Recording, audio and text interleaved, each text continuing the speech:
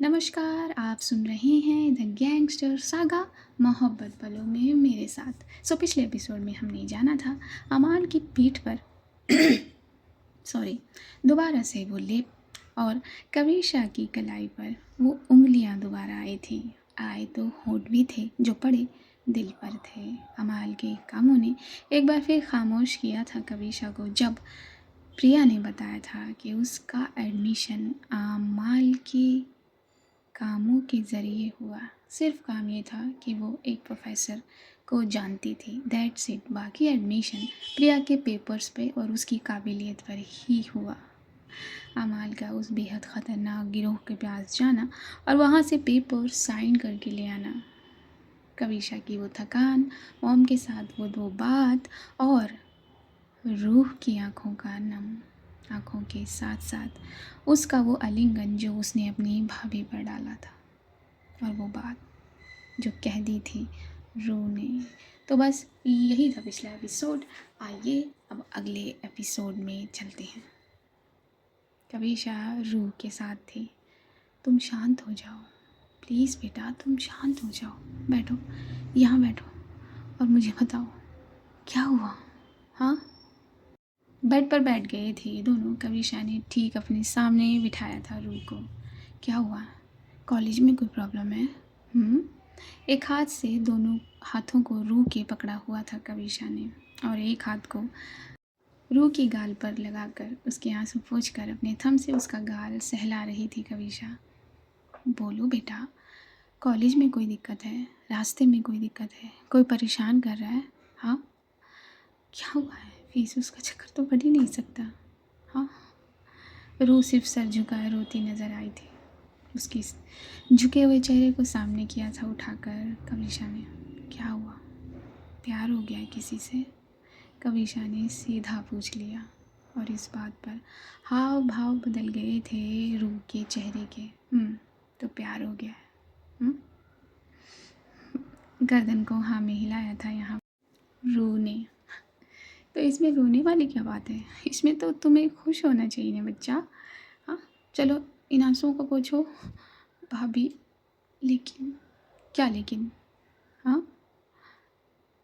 प्यार है, कास्ट की कोई दिक्कत? अपनी भौं को सिकोड़ा था कविशा ने अपनी बात पूछते हुए। नहीं तो फिर? और अगर होगी भी तो तुम्हारी एके है ना, जितना प्यार तुम अपनी एके से करती हो उस प्यार के लायक तो है ना वो भाभी, वो बहुत प्यार के लायक है। हाँ बाबा, तो फिर क्या परेशान कर रहा है तुम्हें? वो जिससे मैं प्यार करती हूँ। हाँ, वो जो बाबा। क्या हुआ है रूह, आराम से मुझे बताओ। बहुत कम्फी जोन दिया था यहाँ कविशा ने रूह को। बाबा, बाबा को एक गैंग के मेंबर ने गोली मारी थी। मेरा बर्थ नहीं हुआ था भाभी, लेकिन मॉम ने बताया। हाँ, तो थोड़ी उदास हुई थी यहाँ कविशा, और हैरान भी। वो तो जिससे मैं प्यार करती हूँ वो उस मेंबर के, मतलब उस गैंग के मेंबर का बेटा है। हवाइयाँ उड़ी थी यहाँ कविशा के चेहरे की भी। कान उसके गर्म हो गए थे, जैसे गरम गरम तितलियाँ उसके कानों से उड़कर आसमान में पहुँच गई। क्या? हाँ, तो जब तुम्हें ये मालूम था तो फिर तुमने ये कदम उठाया क्यों बेटा? तुम्हें जब मालूम था कि वो लड़का उस गिरोह के आदमी का बेटा है, उस गिरोह से जुड़ा हुआ है, तो फिर तुमने ये कदम क्यों लिया? हाँ, मुझे नहीं मालूम था भाभी। वो मेरे साथ मेरे कॉलेज में था, और वहाँ वहाँ बिल्कुल भी अंदाज़ा भी नहीं था। तुम्हें कब पता चला बेटा? कविशा ने पूछा। मुझे जिस दिन आप घर आई थी शादी के लिए, उसके अगले दिन। और वो ऐसा नहीं है भाभी, वो बहुत अच्छा है, वो बहुत अच्छा लड़का है। कॉलेज में हम मिले थे और दोस्ती हो गई, प्यार हो गया, और तुमने उससे ये नहीं पूछा कि उसका घर कहाँ है, वो कहाँ रहता है, कहाँ से बिलोंग करता है। दोनों बहनें एक जैसी हैं। नहीं भाभी, मैंने नहीं पूछा। मुझे मुझे बाद में पता चला, यहाँ आने के बाद। मुझे लगा था मैं घर आकर अपनी एके और मॉम से बात करूँगी, फिर आप आई, मैं कुछ कह ही नहीं पाई। मैं उससे बहुत प्यार करती हूँ भाभी, वो भी मुझसे बहुत प्यार करता है। लेकिन लेकिन ये क्या हो गया? फिर से रूह रोते हुए अपनी भाभी के गले लग गई थी और दोनों बाहों में हैरानी से जकड़ लिया था यहाँ कविशा ने। ठीक है, रो मत। अच्छा मुझे ये बताओ, वो तुमसे बहुत प्यार करता है, तुम्हारा साथ देगा ना? हाँ भाभी, बिल्कुल देगा। तो उससे बात करो। कैसे भाभी? मैं सिर्फ फ़ोन पर ही उससे बात कर सकती हूँ। अगर मैं यहाँ कहीं भी जाऊँ तो मॉम मेरे साथ उदय भाई को या एके को या किसी और को ज़रूर भेजेंगी, और वो ठीक नहीं होगा। रिलैक्स रिलैक्स रो, पहले काम हो जाओ। सर सहलाया था कविशा ने यहाँ रू का। अच्छा एक काम करो, सामने हुई थी रू भाभी के, और कविशा ने उसके चेहरे को फिर से आंसुओं से अलग किया था। मुझे उसका नंबर दो और मुझे उसकी पिक्चर भी सेंड कर दो। मैं उससे मिलने जाऊँगी, मैं उससे बात करूँगी। लेकिन कुछ नहीं होगा, मैं हूँ ना। फिर से गले लग गई थी, अपने सर को सीने में छुपा दिया था कविशा के रू ने। चलो बस, बहुत हो गया रोना। तुमने कुछ खाया? नहीं। चलो कुछ खाओ और आराम से सो, और हाँ पढ़ाई पे ध्यान देना मत भूलना। बाकी मैं इस लड़के से मिलती हूँ, और तुम्हें अपनी एके पर यकीन है ना? वो तुमसे बहुत प्यार करती है, मॉम तुमसे बहुत प्यार करती है। हाँ भाभी, लेकिन कुछ नहीं होगा। कुछ नहीं होगा।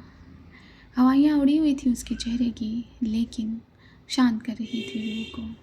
अच्छा मैं आती हूँ, कविशा ने ये कहकर अपने कदम बाहर की तरफ बढ़ा दे। जाकर रुको, मैं भिजवाती हूँ खाना। कविशा ने बाहर आकर एक दासी से कहा था रूही को खाना पहुँचाने के लिए, और अपने कदम उसने कमरे की तरफ बढ़ाए थे अपने। ये क्या है फैमिली, मुझे तो समझ में नहीं आता। किसी को किससे प्यार हो जाता है, किसी को किससे प्यार हो जाता है। लेकिन बाबा को मारा क्यों गया? अरे यार, गैंग का मामला है। अपना सर खुजलाते हुए, अपनी नाक रगड़ते हुए पहुंची थी कविशा रूम में। देखा था अमाल कुछ अलमीरा में कर रही थी, और कविशा का बैग खुला हुआ था, जो उसने खुद खोला था, मगर वो ज़रा बिसरा गई थी। तुम क्या कर रही हो? दोबारा से मेरे कपड़े अलमीरा में डाल रही हो? नहीं नहीं, बिल्कुल नहीं, मैंने नहीं छेड़ा ट्रिगर भाई, एक बार छेड़ दिया था मैंने, दोबारा थोड़ी छेड़ सकती हूँ। वैसे छेड़ने का हक रखती हूँ। अच्छा, और यह तुम्हें दिया किसने? अपनी सूटकेस को बंद करती नजर आई थी अपनी बात कहकर कविशा। क्यों, तुमने नहीं दिया ये हक? पीछे आ गई थी अमाल कविशा के, जब मुड़ी थी कविशा। हटो मेरे सामने से, तुम बार बार इतने करीब क्यों आती हो? क्यों, मेरे करीब आने से क्या कुछ कुछ होता है? तुम्हारे ख्यालों में। अपनी भवों को अपनी फफकी के साथ उचकाया था कविशा ने, और बस कमरे में कुछ ठीक करने लगी थी। वो भी अपना बैग, अपने कपड़े तय कर रही थी, और उसको ये इधर उधर डोलते अमाल देखने लगी थी चुपचाप। अमाल जाकर चतुराई से अपनी जगह बैठ गई थी, और दूर से अपनी आँखों को भरने लगी थी कविशा के विव से चित्र से दृश्य थे बस। कविशा अपने मन में रूह की बात सोच रही थी। क्या करूं? पूछूं इससे? नहीं, मैं क्यों पूछूं? नहीं, क्या करूं, क्या करूं? उसकी वो जो मन की बात थी वो उसके चेहरे पर परेशानी बनकर झलक रही थी। क्या हुआ है? कुछ पूछना या कहना चाहती हो? हैरानी से मुड़ी थी कविशा माल की बात पर। नहीं तो, तुम्हें कैसे पता? बस पता लग जाता है। तुम्हारे चेहरे की एक एक लकीर मुझे पढ़नी आती है। पसंद है मुझे। वो मुझे पसंद करते हैं, तभी तो। बस भी, तुम थकती नहीं हो ये सब बातें बोल बोल कर? क्यों? कह दो कि झूठ है, कि तुम परेशान नहीं हो किसी बात से। कह दो, अमाल ने कहा था अपनी गर्दन को उचकाते हुए, और उसे फिर से हैरानी से देखा था मुड़कर कविशा ने। और उसके कदम अपने सोफ़े की तरफ बढ़ गए थे। बैठ गई थी वो उसी खो जाने वाले भाव के साथ सोफ़े पर। बोलो ना, क्या हुआ है? घर पे सब ठीक है? मम्मी से बात हुई थी? प्रिया ठीक है ना? अमाल ने यहाँ चिंता जताई थी कविशा की फैमिली को लेकर। हाँ, वो लोग ठीक है। अपने सॉफ्ट अल्फाज लिए थे यहाँ कविशा ने। मैं तुमसे एक बात पूछूं? कैसे न कैसे कविशा अपनी बात बोल पड़ी थी। हाँ, एक क्यों, तुम मुझसे हज़ारों बातें पूछ सकती हो।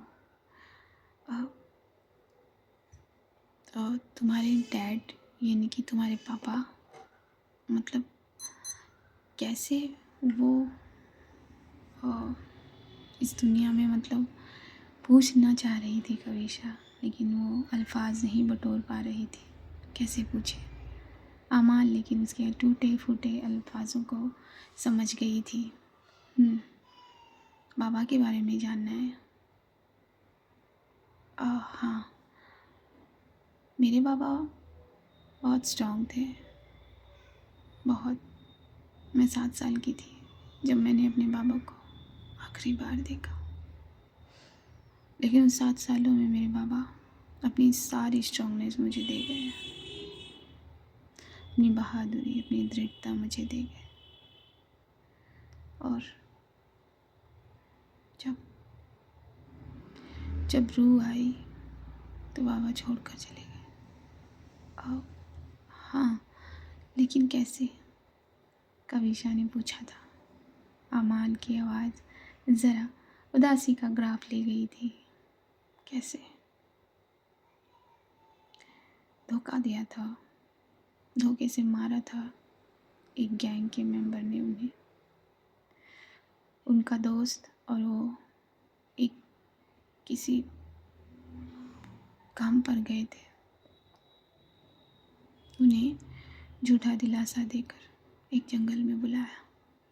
उनका दोस्त भी उनके साथ था, और उस दूसरे गैंग ने गोलीबारी कर दी बाबा की कार पर, और बाबा को 6 गोलियां लगी। एक तो सीधा दिल में लगी थी। जब रूह को जन्म देकर मॉम ने उसे अपनी गोद में लिया, तो एक खुशखबरी के साथ साथ एक न्यूज़ और उन्हें दी गई। अमाल की आवाज़ इमोशनल रूप ले चुकी थी। कविशा की आंखें बहुत स्नेह वाला भाव लेकर अमाल को देख रही थी। जब एक काका थे, उन्होंने मॉम का साथ दिया और हम लोगों को वहाँ से इनविजिबल कर दिया। उनका कहना था कि वो लोग हमें ढूंढ रहे हैं। मेरी मॉम ने मुझे और रूह को अकेले पाला है, अकेले खड़ा किया है। ये सब कुछ मेरी मॉम ने खड़ा किया अकेले। काका हमें यहाँ एक छोटा सा घर दिलाकर चले गए थे। उसके बाद के ही स्ट्रगल थे।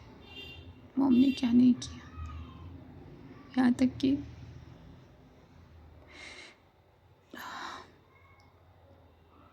जो भी फसल कटने के बाद जो भी ईंधन बटोरा जाता है उसे अपने सर पर सवार करके उसकी मजदूरी की। मैं मॉम के साथ थी और वो बहुत छोटी, उसे एक चादर में लपेट कर मॉम एक पेड़ से बांध दिया करती थी झूले की तरह, और हम दोनों काम किया करते थे। अमाल जब अपनी बातें कह रही थी, कविशा के कदम अपने आप उसकी ओर बढ़े थे और ठीक उसके सामने बैठ के दूसरे कोने पर वो जाकर बैठ गई थी। चिल्लाता आ गया और फिर मॉम का ये स्ट्रगल रंग लाया। जब मैं बहुत बड़ी हो गई, सब कुछ जानने लगी, समझने लगी, थोड़ी ताकतवर हो गई, अब मुझे एहसास हुआ और मैंने अपने मन में ये बात बांधी कि एक दिन उस दूसरे गैंग के मेंबर को मैं ख़त्म कर दूँगी। जितनी गोलियां उसने मेरे बाबा के सीने में दागी, उतनी ही गोलियां मैं उसके सीने में दागूंगी, मार डालूंगी, उसे ख़त्म कर दूंगी। ये कहते हुए अमाल की आंखों में आक्रोश आया था, लाल हो गई थी उसकी आंखें। तभी कविशा ने अपने उल्टे हाथ को अमाल के सीधे हाथ की उल्टी हथेली पर रख दिया था। लेकिन इससे क्या मिलेगा? क्या तुम्हें भूल नहीं जाना चाहिए? क्या कहा तुमने? क्या तुम भूल सकती हो? मेरी जगह तुम होती तो तुम भूल जाती? ये किस किस्म की बातें कर रही हो? हाँ? अमाल झटके से उठी थी। उसने कविशा के उस हाथ को झटक दिया था जो उसके हाथ पर था, और बस अपनी गर्दन को ना में हिलाते हुए वो आगे बढ़ गई थी। अरे यार, ये तो खून की प्यासी है और इसकी बहन ने उसकी बेटी से मोहब्बत कर ली। लेकिन उसकी बेटी से की है ना। लेकिन है तो उसका बाप भी। अगर ये उसके बाप को मार देगी तो वो उसको थोड़ी अपनाएगा। कहाँ फंस गई मैं? अपने सर को रगड़ा था यहाँ कविशा ने अपने लफ्ज़ कहते हुए। मुझे एक चाय पी लेनी चाहिए वरना मेरा सर फट जाएगा। ये कहते हुए कविशा किचन की ओर बढ़ी थी। किचन पर जाकर उसने 2 कप चाय रखी थी और अमाल का वो चेहरा उसकी नज़रों के सामने आ रहा था जो अभी अभी अपनी बातें कहते हुए उसका बना था। ये इमोशनल भी होती है, मतलब लिटरली उसकी आंखों से आंसू गिरने वाले थे नीचे, आ तो गए ही थे, बस उसका वेट कर रहे थे। लेकिन बाद में गुस्सा भी हुई। तो मुझे डर लगता क्या उसके गुस्से से? डरे मेरी जूती।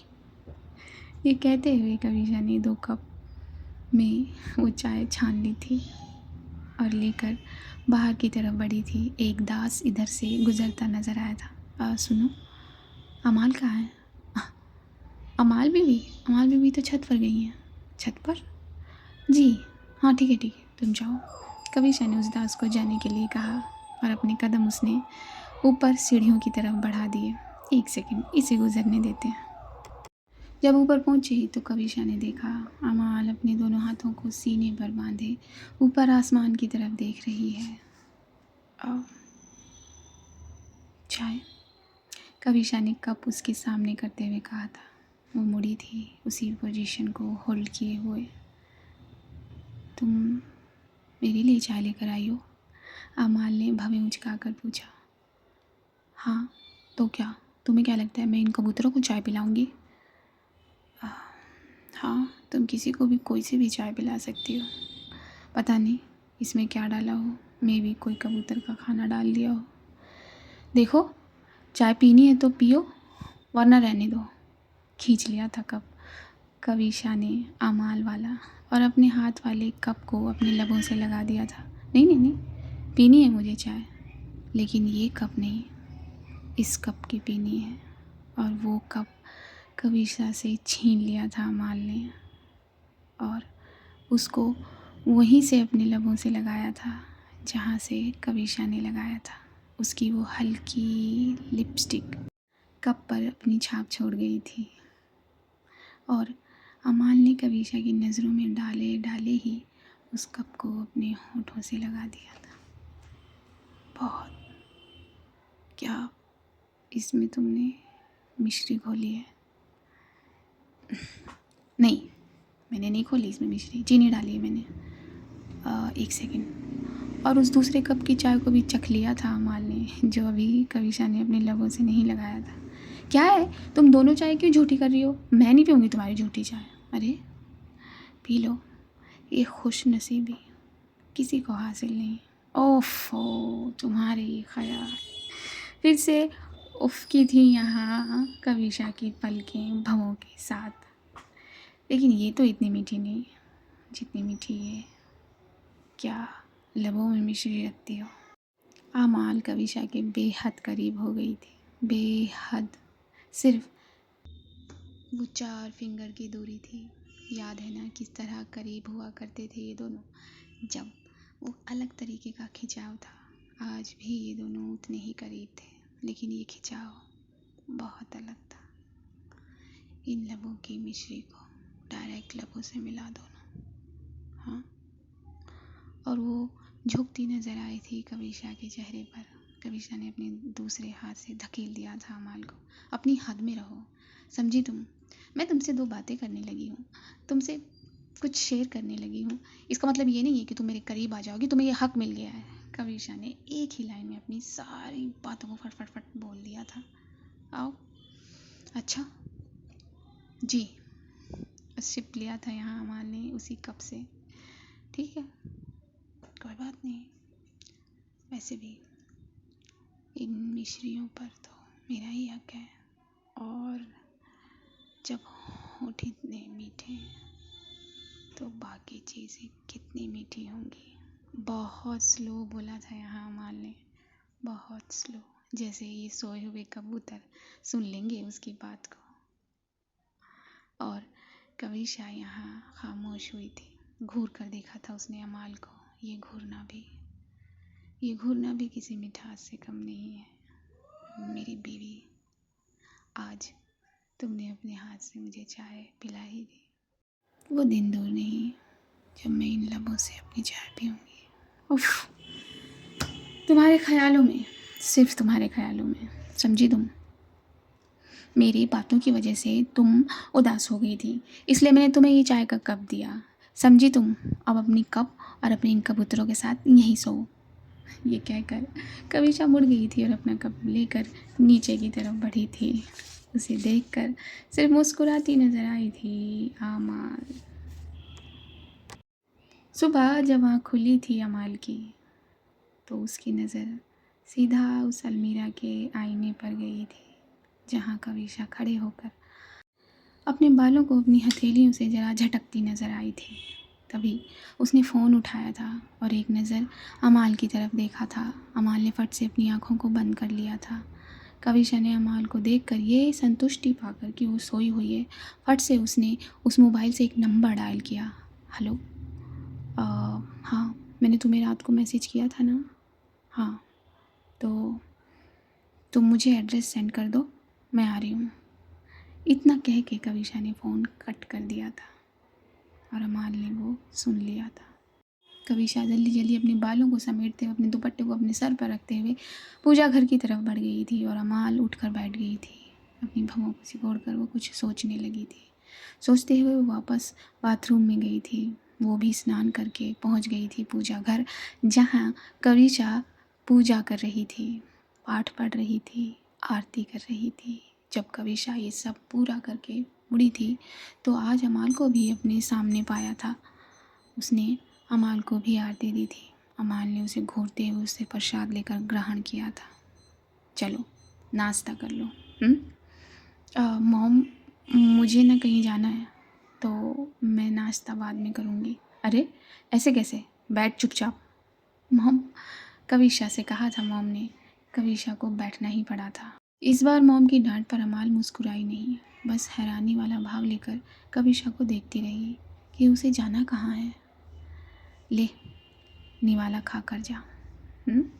कोई भी काम है ध्यान से जाना, ध्यान से करना, रुको, मैं छोड़ देती हूँ तुम्हें, अमाल ने फट से कहा था और मॉम भी अमाल के चेहरे की तरफ मुड़ी थी। हाँ हाँ, अमाल छोड़ देगी तुझे, तो इतनी जल्दी क्या है? नहीं, तुम्हें भी तो को बहुत काम होंगे ना, मैं चली जाऊँगी मॉम। हाँ बॉस, हमें भी तो उधर जाना है ना। उदय बीच में कूद पड़ा था। तुझसे कहा ना, चुप रहा कर, बीच में तुझे कूदना होता है। अमाल ने अपनी आंखों को बड़ा करके उदय को चुप करा दिया था। कोई बात नहीं, मैं तुम्हें छोड़ते हुए चली जाऊँगी। नहीं, मैंने कहा ना मैं चली जाऊँगी। अच्छा मैं चलती हूँ। कविशा ने इतना ही कहा, अपने बैग को अपने कंधे पर टांगा, मॉम के पैर छुए और निकल पड़ी। भवें से कोड़े अमाल ने उसे देखा। अब बॉस, अब हम भी चलें? हाँ हाँ चलते हैं, नाश्ता तो कर ले, उदय से कहा अमाल ने। और अमाल नाश्ता करने लगी थी। नाश्ता कर लेने के बाद वो उदय के साथ निकली थी, वो ज़मीन का आज पक्का करने जो यादव जी की थी। स्कॉर्पियो उसने अपनी उसी सोच में डूबे डूबे आगे बढ़ाई थी और एक जगह स्कॉर्पियो को रोकना पड़ा था। ये कोई अस्पताल था, छोटा सा नर्सिंग होम था, जिसके आगे थोड़ी भीड़ लग गई थी, बाधित हो गई थी आवाजाही, इसलिए उसकी स्कॉर्पियो को रुकना पड़ा था। अपनी सिगरेट जलाई थी आज आमाल ने। बॉस, आज इतने दिन बाद क्या हो गया? कितनी बार कहा है मत पिया करो ये। तो चुप नहीं रहेगा? चुप कर, वरना तुझे भी सुलगा दूंगी। अब ना, क्या हो गया बॉस? कहा ना चुप कर। चुप हो गया था उदय। अपनी जली हुई सिगरेट को जब बाहर झटकने के लिए बाईं तरफ मुड़ी थी अमाल, तो उस नर्सिंग होम के बाहर उसकी नज़र अटक गई थी। उसने वहाँ कविशा को देखा था। कविशा खड़ी थी, उसका फ्रंट इसी की तरफ था और कविशा के सामने खड़ा था एक आदमी, अच्छा खासा नौजवान स्मार्ट गबरू दिख रहा था, लेकिन वो बैक साइड ही देख पा रही थी उस आदमी का। कविशा उससे कुछ बातें कर रही थी, तभी अमाल के पीछे खड़ी गाड़ियों ने उसे हॉर्न दिया आगे चलने का। बॉस क्या हुआ, चलो ना जल्दी। हाँ हाँ, और अमाल ने अपनी स्कॉर्पियो को आगे बढ़ा दिया था। तो आज का एपिसोड पूरा हुआ। अपनी राय लिखना न भूलिएगा। अगर मेरे चैनल पर पहली बार हैं, स्किप मत करिए, सुन लीजिए। चैनल पर पहली बार हैं और मेरी आवाज़ पहली बार सुन रहे हैं तो सब्सक्राइब कर लीजिए। सब्सक्राइब कर दिया है तो लाइक शेयर एंड कमेंट कर दीजिए, और कुछ भी नहीं किया है फिर भी सुन रहे हैं तो दुआ करिए, जल्द मिलें, तब तक के लिए see you at the other side. नमस्कार।